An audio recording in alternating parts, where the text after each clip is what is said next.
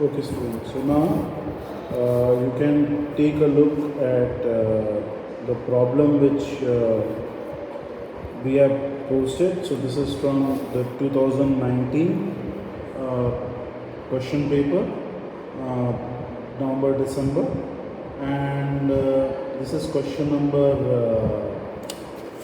6, and you have, sorry, this is question number 7, and now you have to find out, in this case, the standard deviation of y.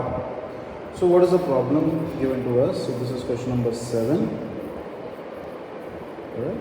In question number 7, the information given to us is that the coefficient of correlation. So how do we write coefficient of correlation? R. Coefficient of correlation between two variables x and y.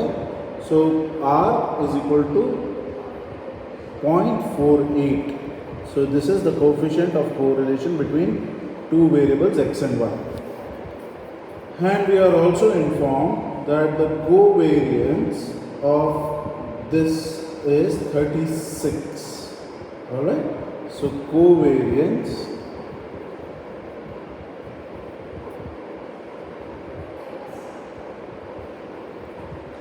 is equal to 36. Alright. Now the next piece of information given to us is variance. Okay. So variance symbol is also sigma square, where sigma is standard deviation, whereas variance is sigma square. So sigma square, let me separate these two. Alright. So sigma square is given to us as 16. Alright. Now what else we know? Alright, this is the variance of x. There are two variables, x and y. So this is the variance of x. Now we are asked to find the standard deviation of y given this piece of information. Alright. So how can we use this information? First of all, the coefficient of correlation formula can also be written as, so we have seen how to calculate coefficient of correlation in the class, but this is a different formula. So coefficient of correlation for two different variables x and y can also be calculated by using this formula. Covariance divided by standard deviation of x multiplied by standard deviation of y. Alright. So we know variance of x, we can find out standard deviation of x, because sigma x square है भाई 16. So sigma x का value square root of 16. Covariance is 36, r is 0.48. So we need to just find standard deviation of y, which is in the denominator. But to solve this now, first let's plug in the values. So r is 0.48. This is equal to covariance, and covariance value is 36.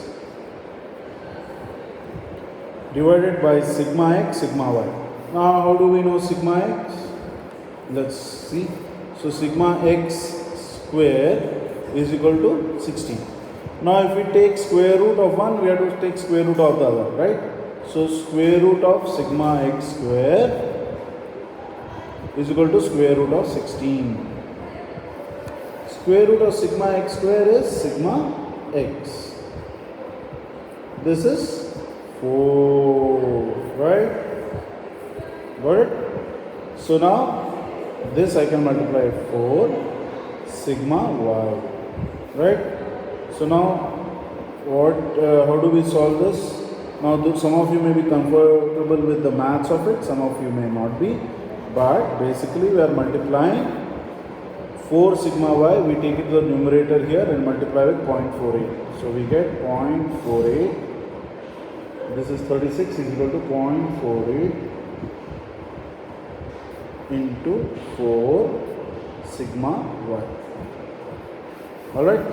Now 0.48 into 4 sigma y, when we calculate, we get 1.92. So 1.92 sigma y.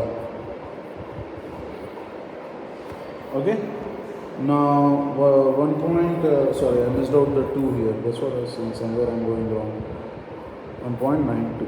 Alright. Now, sigma y in that case is equal to, I divide both sides by 1.92. On this side, 1.92 gets cancelled out. And on the other side, 36 divided by 1.92. Now, when I simplify this further using a calculator, I'll get 36 divided by 1.92 as 16.75.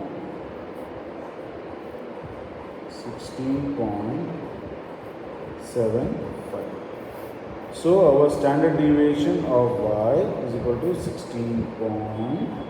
Oh no, my bad. This is not 16. This is 18. Let me cancel it out. 18.75. Alright. So this is 18 point.